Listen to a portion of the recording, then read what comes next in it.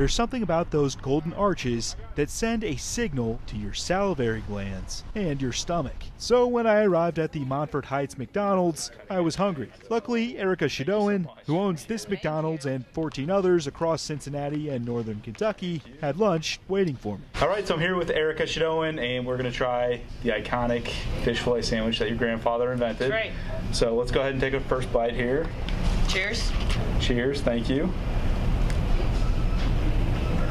Especially on Fridays during Lent, people line up for this sandwich, which was indeed invented here by Shadowan's grandfather, Lou Groen. Groen was one of the original McDonald's franchisees, opening this location in 1959. It's a heavily Catholic area, and we would get to this time of year, and there was a Frisch's down the street, still is, and that Frisch's had a really good fish sandwich.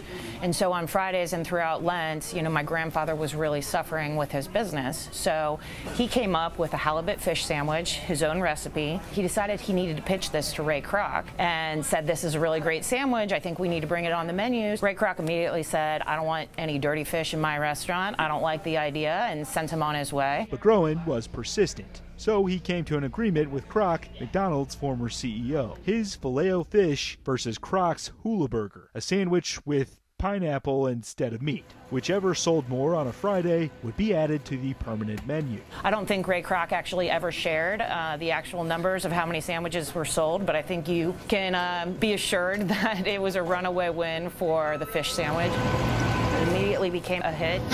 You know, started selling a lot of fish sandwiches, not only just here, but then not only across the country, but around the world. It's an iconic brand for McDonald's now. The recipe is mostly the same today. A fried fish fillet, now Alaskan cod instead of halibut, on a steamed bun with tartar sauce and a half slice of cheese. The half piece of cheese we talked about, that's one of the keys. You didn't want to overwhelm with too much cheese on the sandwich. It's my favorite sandwich. There's just something about that steamed bun that it's really melts in your mouth, and it's good every time. It's a taste that keeps families coming back, and it's those families that keep Shadowan coming back. I grew up working in the business, started when I was 14 years old. Generations of people who come in with their families. I know a lot of the customers in all of our restaurants. Ultimately, have ketchup in my veins. I left the Monfort Heights McDonald's full and grateful that Lou Groen saved us all from the Hula burger. In Cincinnati, Sam Neff, Spectrum News.